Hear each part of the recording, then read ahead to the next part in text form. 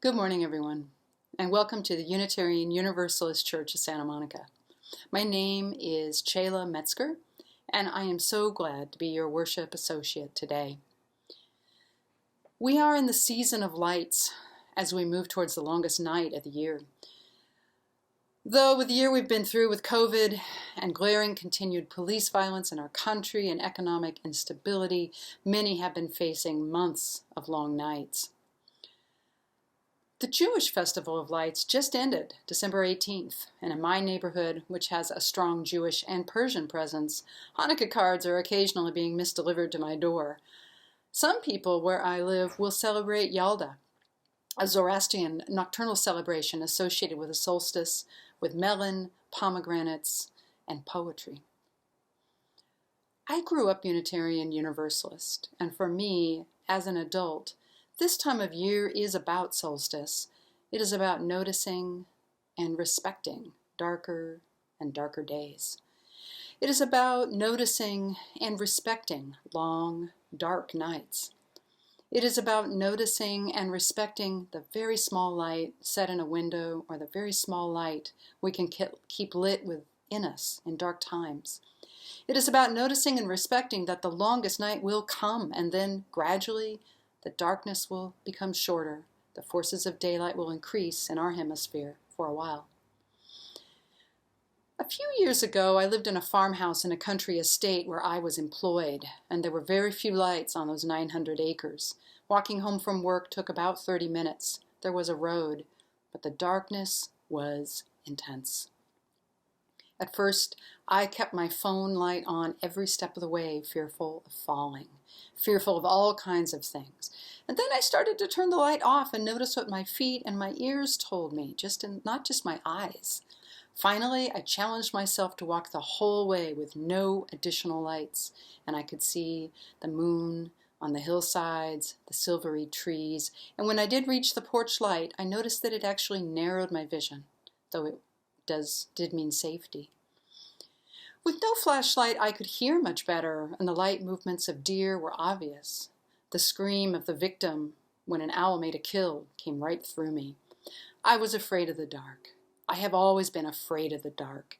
But as a child, I also loved to sleep outside in the yard, alone, under the moon, which I'm sure was getting closer to me each time I checked it. There is that push and pull with darkness. I have one tattoo, a tattoo I dreamed of for years before I got it, and one I decided to get at a time of enormous transition in my life. It is the image of a snake in a circle, with its tail in its mouth, as if she were eating it. This is creepy, perhaps, but the snake knows that all is well. Snakes shed their skin regularly, like we do. This snake in a circle is an ancient alchemical symbol of renewal, and to me it is a constant reminder that in the end of something, the seeds of a new beginning are already there. And at the beginning of something, the seeds of an end are also planted. It's to me the essence of winter solstice. I look forward to Christmas time at the end of December and the New Year in January, which to me are very social holidays compared to solstice.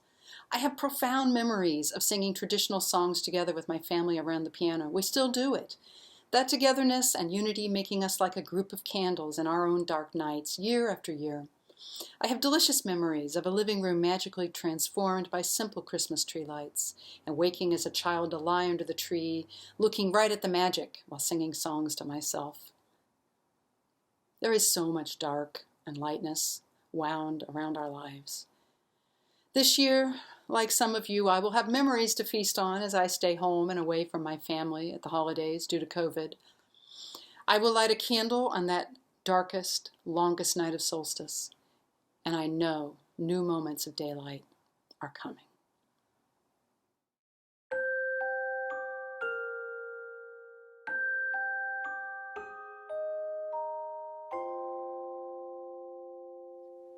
I light the chalice now with the words of the 14th century Persian poet Hafez, often consulted in Persia at the solstice.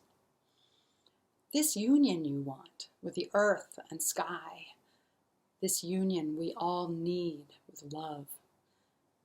Golden wing from God's heart just touched the ground. Now step upon it with your brave sun vows and help our eyes to dance.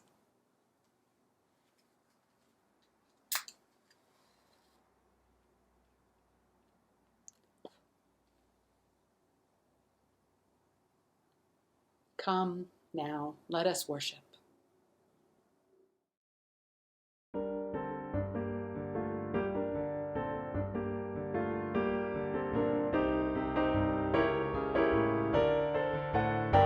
For each child that's born, a morning star rises and sings to the universe who we are. For each child that's born, a morning star rises and sings to the universe who we are. We are our grandmother's prayers, and we are our grandfather's dreamings.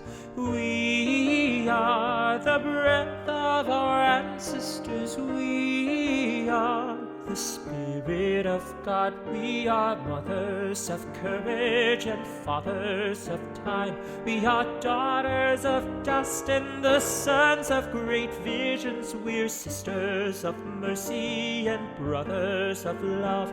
We are lovers of life and the builders of nations. We're seekers of truth and keepers of faith. We are makers of peace and the wisdom of ages. We are our grandmother's prayers, and we are our grandfather's dreamings. We are the breath of our ancestors. We are the Spirit of God. For each child that's morning star rises and sings to the universe who we are. For each child that's morning star rises and sings to the universe who we are. For each child that's born, a morning star rises and sings to the universe who we are. For each child that's born, a morning star rises and sings to the universe who we are.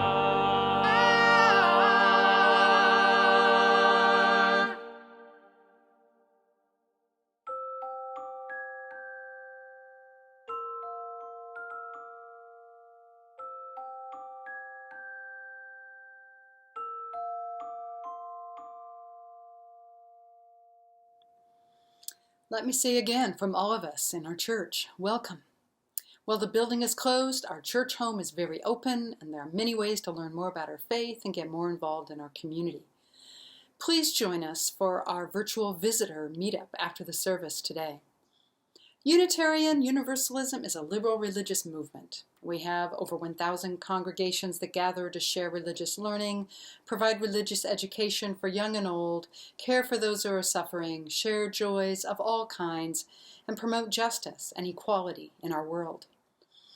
Our faith traditions are drawn from traditional scriptures, from science, from nature, from philosophy, and from our evolving personal experiences.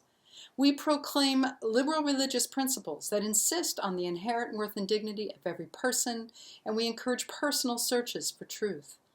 We bear witness to the wonder and mystery of our lives, and we affirm all beings and their creations are connected. We are part of a larger, interdependent web of life. We are a welcoming church with a rich history of working towards women's rights, civil rights, LGBTIAQ rights. We build and affirm diverse beliefs and philosophies, and we build and affirm the hope of living together in peace, goodwill, and abundant love. We invite you to join us in creating this beloved community. Our website, UUSM.org, and our online newsletter at news.uusm.org have more information about our faith and our service. We hope you'll sign up for our newsletter on our website or contact us in other ways for more information. As we prepare for today's sermon, we want to acknowledge that our church buildings and the homes that most of our members live in are on the traditional, ancestral, unceded lands of the Tongva people who lived here and cared for this land for thousands of years. This land was stolen from the Tongva by colonial settlers.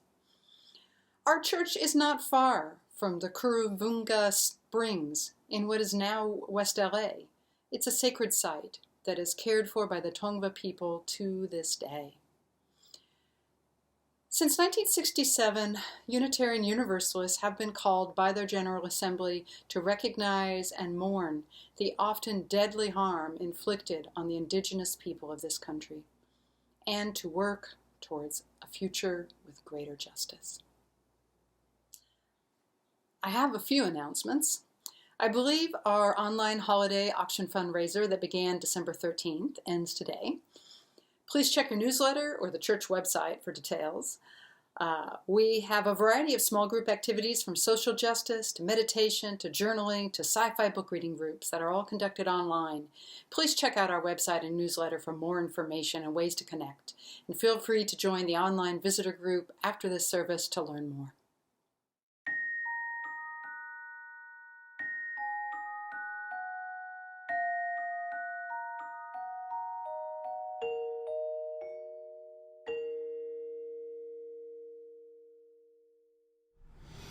Good morning. I am the Reverend Kikanza Nuri-Robins.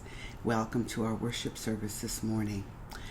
Because we have an extra service this month, we taped our regular services earlier than we usually do. And so we have already taped our service for today, December 20th. But I have some special news that we wanted to share with you. And so I'm making this extra tape that Sonder has edited onto this service. This falls within the category of joys and sorrows. One of the things that's most important about our congregation, about our community, is our relationships with one another and the way we hold one another up and support one another and love one another in times of great joy and in times of great need. So there are two people that I want to talk to you about this morning. The first is our beloved Minister Emeritus, the Reverend Dr. Ernie Pipes. He fell at his home recently, and he's hospitalized at St. John's. Now, that's all the information that we have on the day of this recording. We'll probably have more news today, Sunday, and we'll post it in the comments section, or we'll share it in the live coffee hour after the service. So he's in the hospital, and we expect him to recover, and we want you to hold him in your hearts, and then later send him cards and notes so that he knows how much we love him. We also received a letter from longtime member Diana Spears. This is a letter that she sent about her mother, and I'm going to read this letter to you. Margaret Spears, residing at Ocean Gardens, a board and care facility in Santa Monica, got COVID from another resident on Wednesday, December 2nd. I had stopped by on Sunday, December 6th, Diana, to deliver a medical directive we had completed at our church. I saw her in her room from an outside door. A staff member told her what I was saying. I authorized hospice care on Monday, December 7th, with a Russian woman whose name was Tamara, the same as my daughter. She told me that the name was from the Bible. I received a call on Tuesday, December 8th, that Marguerite had died. She had a contract with the Neptune Society, who picked her up. She will be cremated and her ashes released over the ocean. A memorial service will be held at the church when the pandemic is over. Diana says, I urge everyone to follow the stay-at-home orders, wear a mask, and wash your hands. Life is short enough without any rushing. Love, peace, joy, and good health. Diana Spears. And so, my friends, we lift up Diana and ask you to hold her in your hearts, and we lift Diana and Ernie and hold them in the light. and encourage you to call Diana, reach out to her, send her cards and notes and calls, and let her know how much we love her. And no matter how long we've had our mothers, it's always difficult when they leave. Good Sabbath. Enjoy the worship this morning.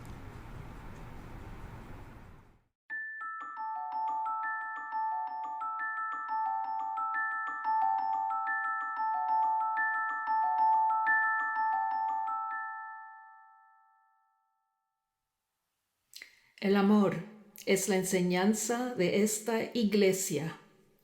Love is the doctrine of this church. Buscar la verdad es su sacramento y el servicio es la oración. The quest for truth is its sacrament and service is its prayer. Vivir juntos en paz. To dwell together in peace. Buscar el conocimiento en la libertad. To seek knowledge in freedom. Servir a la humanidad en comunión. To serve humankind in fellowship. Así es como convenimos unos a otros. Thus do we covenant with each other.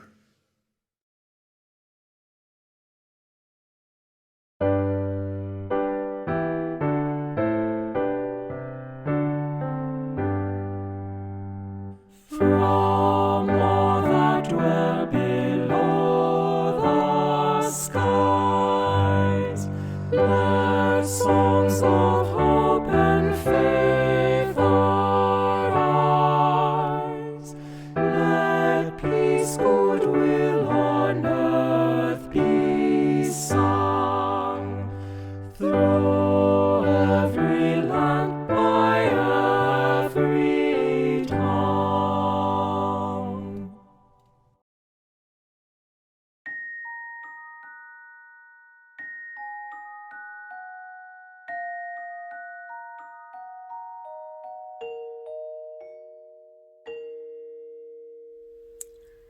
Good morning. Today we're going to talk about how you can measure time with food. Now, we're in December. Lots of non-denominational winter holidays happening. But what a lot of people think of in December are things called Advent calendars. Now, Advent calendars are usually some form of chart with numbers that you can usually either flip to show the passage of each day, 1, 2, 3, 4, 5, etc. Or there are a lot of Advent calendars that have a little fun thing for each day. So at the end of each day, maybe you'll pull a little tab and there'll be a chocolate, or I've seen them with Matchbox cars, or even fancy cheese.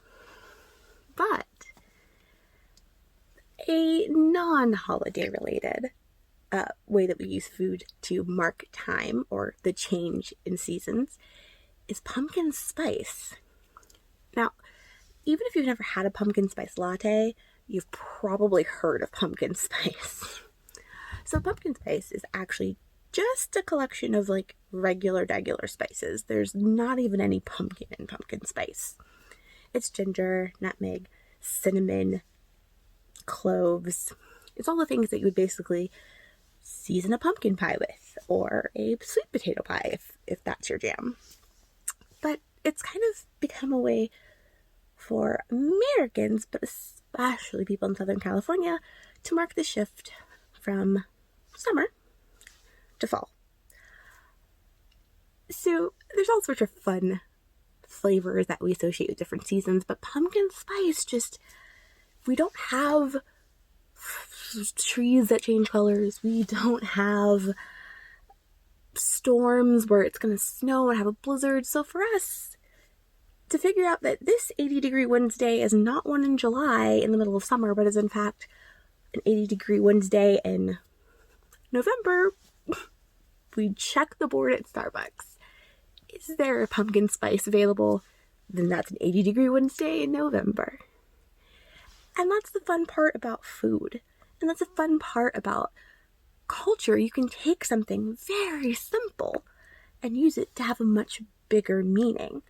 I mean, pumpkin spice originally was, again, just a collection of spices that was used to season seasonal gourd dishes. So soups made of squash. In fact, the first time pumpkin spice was ever listed as an ingredient was actually in 1936 in the Washington Post, the pumpkin spice cake recipe. 1936, people are already going, it's fall, time for pumpkin spice. But in Southern California, we've really gone from, oh, this is an incidental spice to, ah yes, pumpkin spice. It is now time for my fall flip-flops. And isn't that amazing? Something that is just a collection of things in your kitchen all put together now signify for a whole region of America that it's a whole new season. It's not related to a holiday.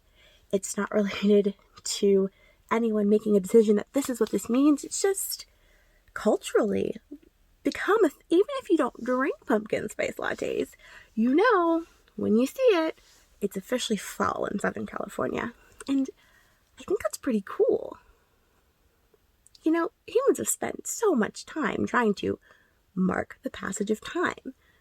Stone calendars, paper calendars, Google calendars.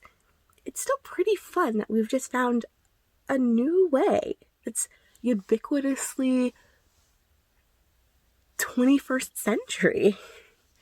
And that's our story of how pumpkin spice lattes mean it's fall in Los Angeles.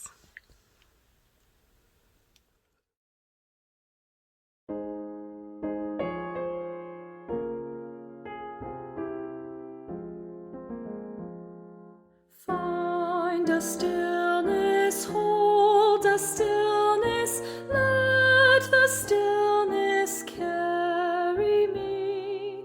Find the silence, hold the silence, let the silence carry me. In the Spirit, by the Spirit, with the Spirit giving power, I will find true harmony. Seek the essence, hold the essence, let the essence carry me. Let me flower, help me flower, watch me flower, carry me. In the Spirit, by the Spirit, with the Spirit giving power, I will find true harmony.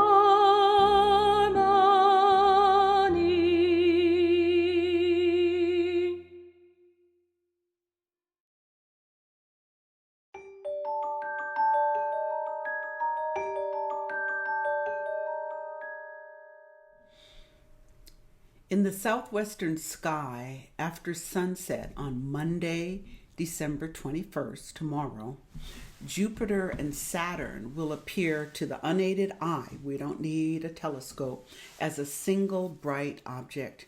It will be one of the brightest things in the sky that night. These two planets haven't been this close together since Galileo was using his spyglass in 1623. They won't meet again so closely until 2080.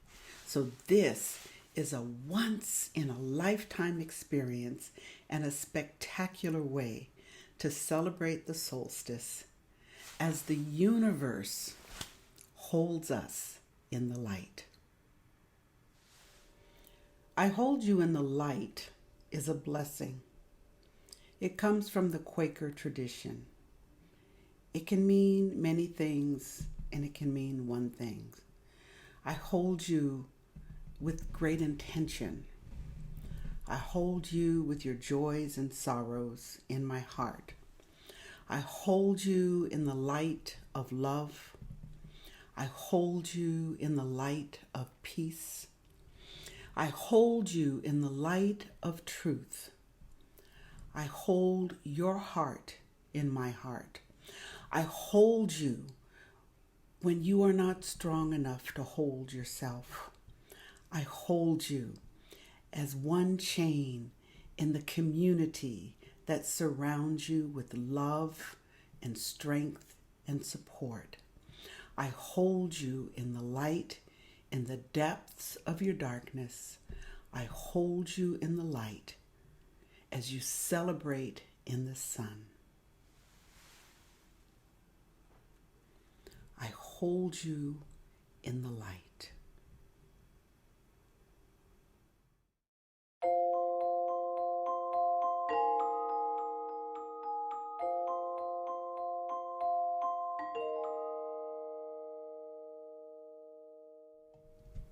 Bare trees reach to a gray sky as the year winds down to its close, and we are submerged once again in the seasonal darkness we have come to know so well. We have reason to think back upon the year that was, if only because it will soon be gone. We think back to the friends we have made, the sorrow we have endured, the love we have found, the loneliness we have survived. We think back to the blessings of being forgiven and the gift we offered to ourselves when we forgave. We think back to those who listened to us in our times of need and the times we could have listened more. We think back to the things we traded for our time and to what we may have overlooked in the process.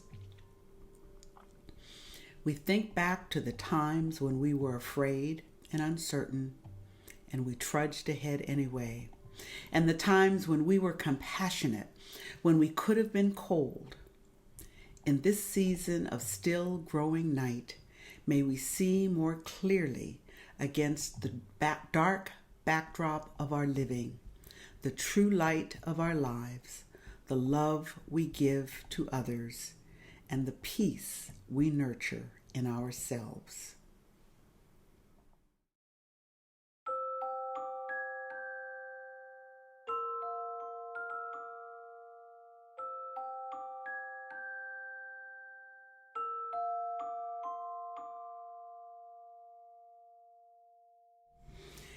December is a month filled with holidays. In the United States, the main one is Christmas, and then many other holidays, some of which have been around a lot longer, seem to be in competition to get a little of the Christmas energy. It works well in our UU tradition because we are trans-traditional. We come from many faith traditions, spiritual paths, and belief systems. This is a season for lighting the menorah and reciting Baruch Atah Adonai. This is the season for stringing Christmas lights and singing Gloria in Excelsis Deo. It is the season for saying goodbye to the sun.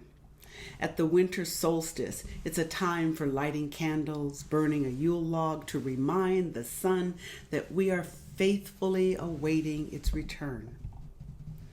I love that at the end of the year in the northern hemisphere, the days grow shorter and colder. I'm inclined to hunker down, to snuggle in, and engage in my own December rituals. While I wouldn't call myself a procrastinator, I do have a tendency to underestimate the time it takes to complete things. I overcommit my time to projects that interest me, and I have a high tolerance for ambiguity and loose ends.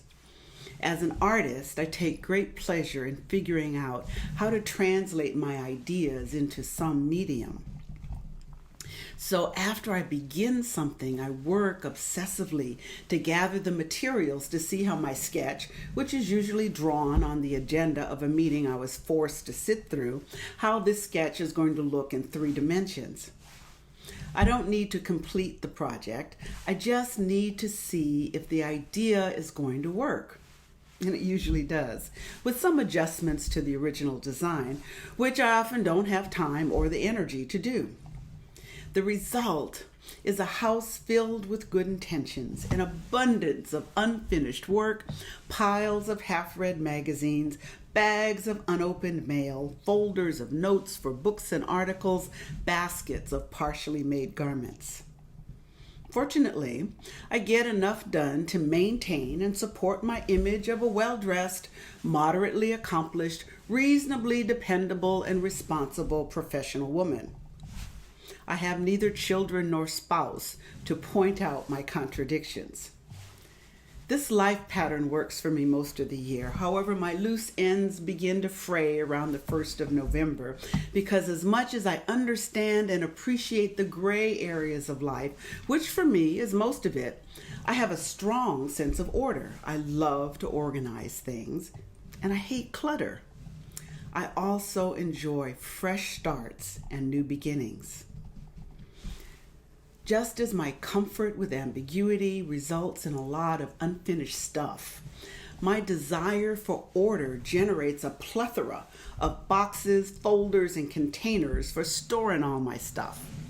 So I use the end of the year to clear my desk, clean my house, and put things away. I open the mail and file it. I post the receipts. I organize the records I'll need for taxes. I prepare a new set of folders.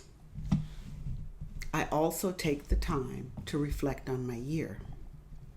After removing the physical clutter from my environment, I spend the last week of the year assessing my emotional and spiritual clutter. It may not be as easy as putting my papers in boxes or donating fabric to the church ladies who make quilts, but it is far more rewarding. Kwanzaa starts on December 26 and ends on New Year's Day. Although Kwanzaa was created to be celebrated in community, I always take time each day to light the candle alone, reflect on the principle for that day, and write about it in my journal. I also make lists of my accomplishments, my disappointments, things for which I need to forgive myself, and my commitments for the new year. This is my way of tying up the loose ends of the old year and identifying my direction for the new one. I know that by the end of April, I may not be able to find the brilliant sermon ideas that I tossed onto my desk instead of putting them in the appropriate folder. However, on January 1st, I accept the gifts of another chance to get it right that the universe offers every single year. We all can make lists of gains and losses and learnings, things we never thought we would experience and things we hope to never experience again, things we need to forgive ourselves for and amends we might offer to others, and decisions about our future. Next week, in the next months, and perhaps in the years to come. We have choices we can make. A few of us have thrived in this COVID-shaped universe. Most of us have lost money, experiences, loved ones, and opportunities that we will never have again. We cannot control the sadness, the anger, and grief we feel. We can control what we do with those feelings. Now, I'm a wallower, so I will sit in a pool of my own tears for days, refusing to move, barely breathing, cursing the darkness that cloaks me. At some point, though, I turn my face to the sun, stand and start walking towards the light.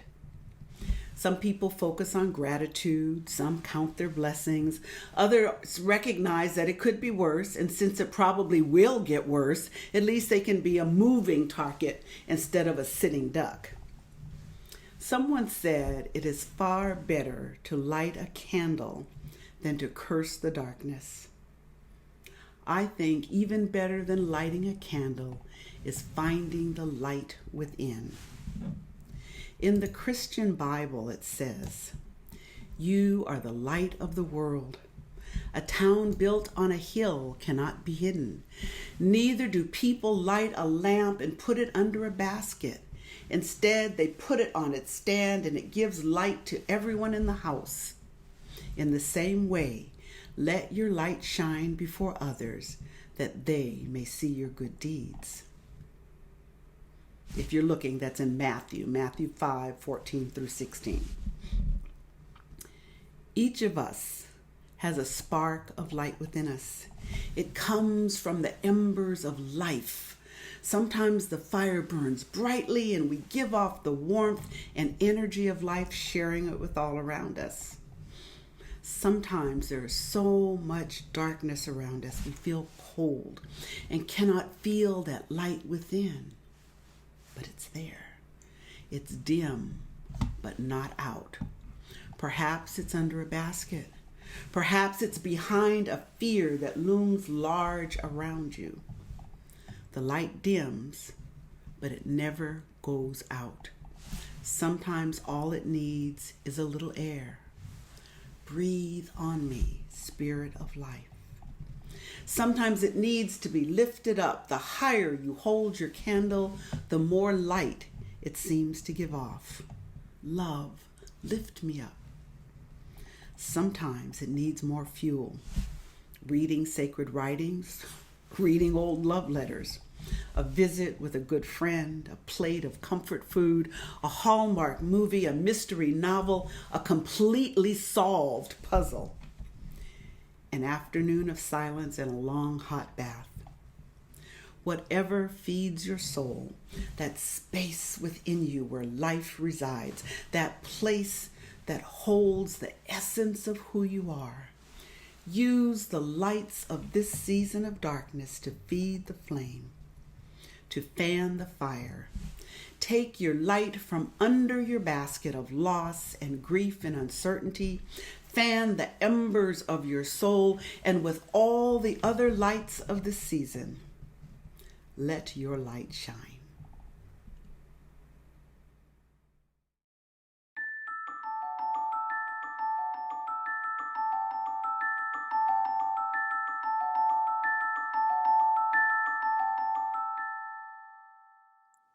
This morning, half of our offering goes to UNICEF, the United Nations Children's Fund, that works in the world's toughest places to reach the most disadvantaged children and adolescents and to protect the rights of every child everywhere. Across more than 190 countries and territories, UNICEF does whatever it takes to help children survive, thrive, and fulfill their potential from early childhood through adolescence. Before, during, and after humanitarian emergencies, UNICEF is on the ground bringing life-saving help and hope to children and families. Non-political and impartial, UNICEF is never neutral when it comes to defending children's rights and safeguarding their lives and their futures. While half our offering this morning will go to UNICEF, and please give generously, we also encourage you to give to the general fund for our church. You see, we are not worshiping in our building at this time with COVID, nor can any of our rooms on the campus be used by the many groups that have met there for years. So if you are able, and we know some of you are not, to do so, please give. There are 3 ways to give: by text, through our website, or by mailing a check. To use your smartphone, text 844-982-0209 with the donation amount and the code for where the funds will be posted. To make a generous congregation contribution, use the code GCC. Or use the QR code that you do see on your screen. On our website, you can make a one-time donation or set up recurring payments for your pledge or any other purpose to support our church. To mail a check, please use the address found on our website. Thank you so much. Your giving makes a really big difference.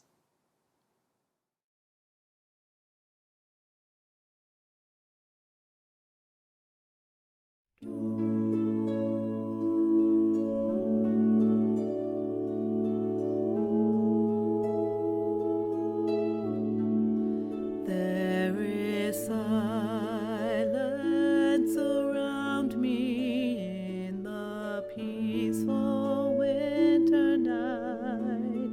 From the church down to the valley, I can see the candlelight, and I stopped for a moment in this winter paradise when I heard a choir singing through the darkness and the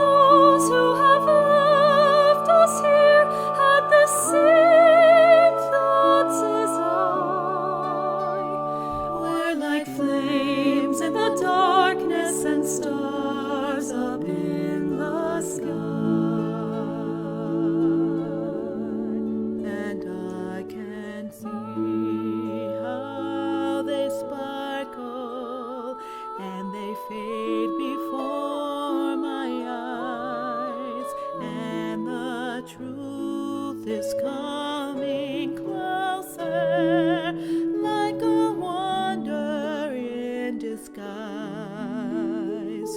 We are caught here a moment, like an imprint of a hand on an old and frosted window, or a footprint in the sand. For a while I'm eternal, that's the only thing I know. I am here and we share our dreams about our destination. It is cold out here and the snow is white, but I'm warm deep inside. I am warm 'cause I know that my faith will be my guide.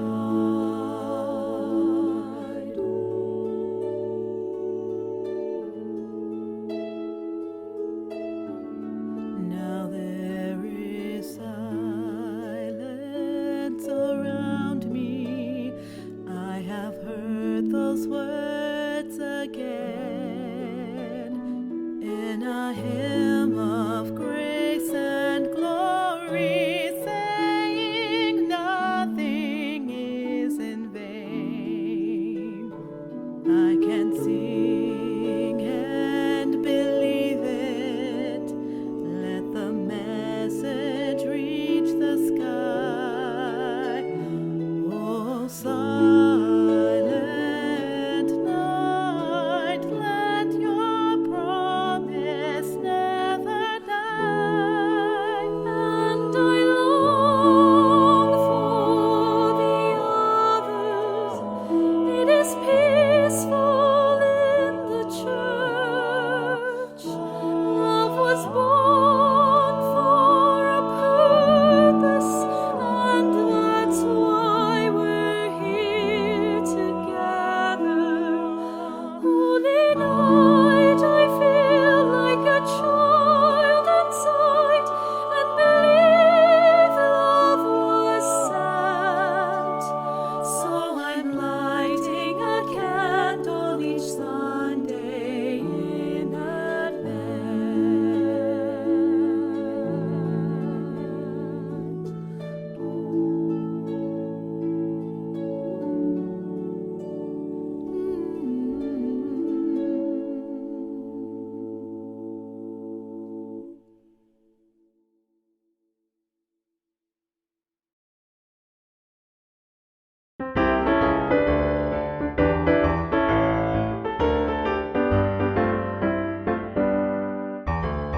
This little light of mine, I'm gonna let it shine.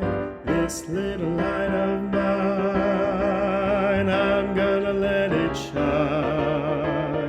This little light of mine, I'm gonna let it shine. Let it shine, let it shine, let it shine.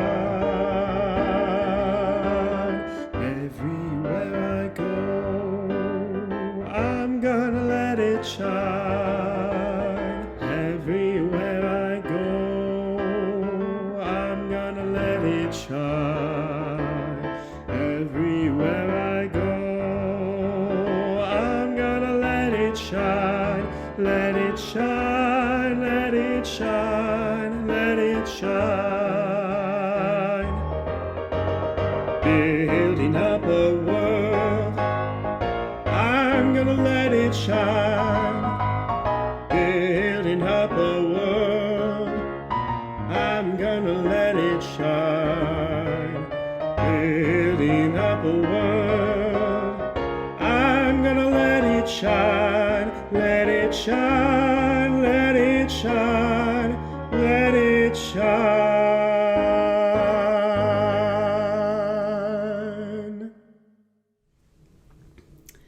This service is over, and our service to the world continues. I close with these words from Howard Thurman. I will light the candles this season, candles of joy despite all the sadness, candles of hope where despair keeps watch, candles of courage for fears ever present, candles of peace for tempest-tossed days, candles of grace to ease heavy burdens, candles of love to inspire my living, candles that will burn all year long. Let your light shine. Keep your candle lit.